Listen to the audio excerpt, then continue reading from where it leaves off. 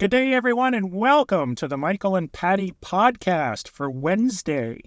Today, Patty's absent. In fact, she's not even in the province, and we're going to do something new here. What we're going to do is we're going to have our main podcast on Saturday morning, as usual. And Wednesday, we'll be covering very quickly other little tidbits, PEI real estate tips, tricks, traps, maybe some new listings, things that you should be paying attention to. And today, what I wanted to share with you is the April stats are out. So the statistics are released to me, usually within a week or two of the end of last month. So I just received the April 2024 statistics for PEI real estate. What I'm going to do is I'm going to put a link, actually two links, in the description of this particular podcast, and you'll be able to download two reports. One I refer to as the shorter report, and then there's a longer report, which is probably, I'm guessing, 60 pages or more.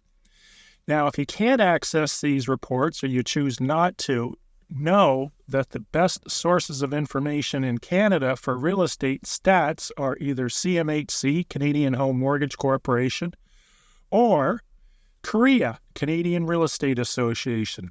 A lot of their data, I should say all of their data, they grab from us, but they recombobulate it and make it pretty and design charts and make it a little more understandable. As we know, there's three things we really need to be careful about, and those are lies, misinformation, and statistics. So when I read these statistics, I sort of scratch my head because I don't have to read them to know what's going on. All I need to do is drive around my neighborhood and I'm seeing new price signs, which us in the know in real estate means you are overpriced to begin with. Number two, I'm starting to see an abundance of open house signs. Now, open houses are a great way to probably not sell your house statistically, but they're a great way to have all your neighbors go through your house, have people that are looking for staging ideas go through your house that have probably been looking at open houses for the last 30 years, like friends of mine. And it's a great pacifier for the vendors or the owners of that house. And in fact, a lot of times it's the owners asking for an open house, not knowing that the open house is probably not going to sell the home, but it is going to give your real estate agent an opportunity to put up about 100 open house signs. If they're smart, their name will be on them, and they'll place them on every corner within 19 miles of your house for 2 weeks preceding the open house. So it's a great free marketing tool for the agent, and a lot of agents use this as a marketing plan, and it's a great idea. Is it going to sell the house? No. What will sell the house is pricing it properly based on the market and the amount of time you've allocated to sell your house, and marketing it preferably on social media. Now, getting to the stats. Challenge with PEI stats are we don't have any big numbers. When I look at the stats for April, it tells me home sales are up by 20.3%. Yet when I look at the numbers, we're looking at home sales number at 178 units in April, up 20.3% compared to 148 units in 2023. So we're talking a difference of 30 houses. Ooh, so that sounds massive. Now, we've got a balanced market, which means we have traversed months ago from a seller's market. So the sellers do not have the advantage when it comes to selling anymore. It's balanced, which means the buyers and the sellers both have the equal amount of leverage when it comes to market supply. Now, here's another stat that just blows your mind when you read it. New listings are up by 49.2%, almost 50%. There were 370 new listings added in April 24, up 49.2% compared to 248 listings added in April of 23. So just by putting a few more listings, it looks like we've got 50% more listings. Boy, this market's hopping. Either that, or I'm thinking people have figured out that the market is slow or has slowed because of interest rates, which is probably more appropriate. So they're putting their house on the market before it declines. And yes, real estate does go down just like it goes up. The benchmark price which is a statistic developed by the Canadian Real Estate Association, or CREA, takes a typical house and gives you a price.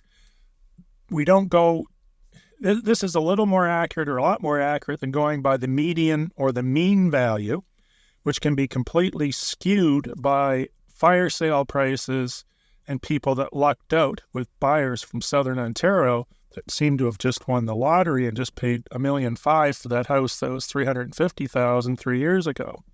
So the benchmark price is up 1%, which is, the benchmark price was $355.5 in April 24, up 1% from $351,900 in April 23. So the average house is $356,000 rounded, which is still a really, really good deal if you compare it to my hometown in Ontario. I'm looking at real estate there. The average house where I used to live, where my father still lives, is $1.3 million, $1.4 million for a 1,000-square-foot bungalow, which is ridiculous. A waterfront house there is between $8 and $10 million as far as what's currently listed. So we still have some really good deals. But again, if you're moving to PEI from, say, Southern Ontario, don't allow this to skew your judgment. Probably too late, because too many sales have happened because of people comparing values there to here, and they have nothing to do with one another. But you may end up paying way too much, and if the market goes down, which it can, you're going to end up with negative equity in your house, potentially. So that's the stats. When I look at March, sort of the same idea. Home sales up to 10%, new listings up 30%, rounding. Benchmark price up 3%. February, home sales up 19%, new listings 14%. January, home sales up 11%, new listings 12%.